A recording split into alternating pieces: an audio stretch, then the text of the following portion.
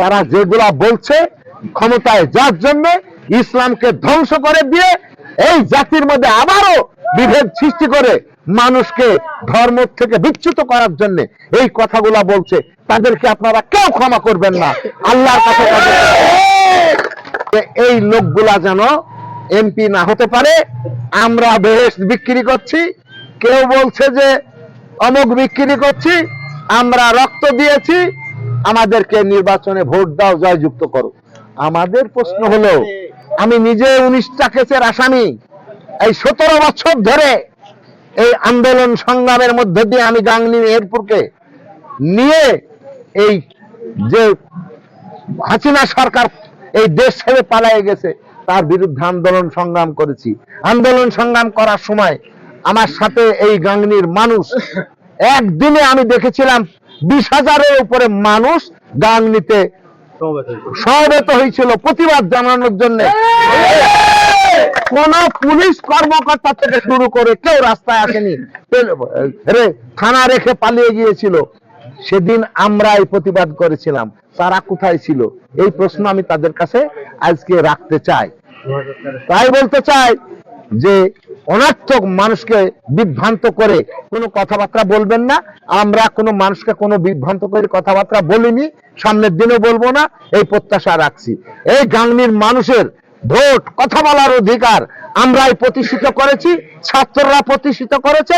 সামনের দিনে আমরা চাই যার ভোট তাকে দেবে, যার মনে চাবে তার ভোট তাকে দেওয়ার জন্য সামনের দিনে সেই সময় আসুক, আমরা সেই সময়ের অপেক্ষা করছি। নির্দেশনাটা মানে আমাদের ক্লিয়ার না, ঠিক আছে?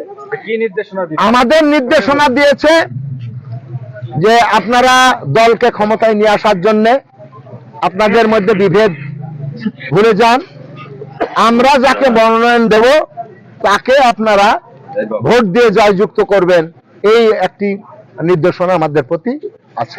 মনোনয়ন পাওয়াতে কতটুকু আশাবাদী আপনি? আমি আমার জন্য, আমার প্রত্যাশার ক্ষেত্রে আমি মনে করি শতভাগ প্রত্যাশা আমি কামনা করি। তার কারণ হলো, সারা বাংলাদেশে 2008 সালে 28 জন প্রার্থী বিএনপি থেকে জিতেছিল, তার মধ্যে আমি একজন ছিলাম। খুলনা বিভাগের 2 জন ছিল, তার মধ্যে আমি একজন ছিলাম। এই গাংনীর মানুষ আমার সাথে তখন ছিল। তারপরে আওয়ামী লীগ ক্ষমতা এসেছে, নির্যাতন অত্যাচার যা কিছু করার সব করেছে, দেশ ছেড়ে ক্ষমতা ছেড়ে দিয়ে পালায় চলে গেছে হেলিকপ্টারে ইন্ডিয়ায়। আমরা পালায় যাইনি, মানুষের কাছে ছিলাম। যে জুলুম হাজত খেটেছি, আমার থেকে এই গাংনীর আর যারা এই বিএনপির দাবিদার হয়ে কথা বলতে চায়, কাজ করতে চায়, তারা বেশি ত্যাগ এই গাংনীর মানুষের কাছে আছে বলে আমি মনে করি না, গাংনীর মানুষও মনে করে না। অতএব আমি মনে করি যে গাংনীর মানুষ আমার সাথে আছে, দলও সেই পরীক্ষা নিরীক্ষা করে আমাকে মনোনয়ন দেবে ইনশাআল্লাহ। আমি তাহলে রাষ্ট্রীয় ক্ষমতায় যাওয়ার জন্য, খালেদা জিয়ার নির্দেশকে মানার জন্য, তারেক রহমানের হাতকে শক্তিশালী করার জন্য এই গাংনীর মানুষ আমার সপক্ষে ভোট দেবে এবং রাষ্ট্রীয় ক্ষমতায় বিএনপি যাবে, এই বিশ্বাস আমি রেখে এই কর্মকাণ্ড পরিচালনা আমি করছি প্রতিদিন।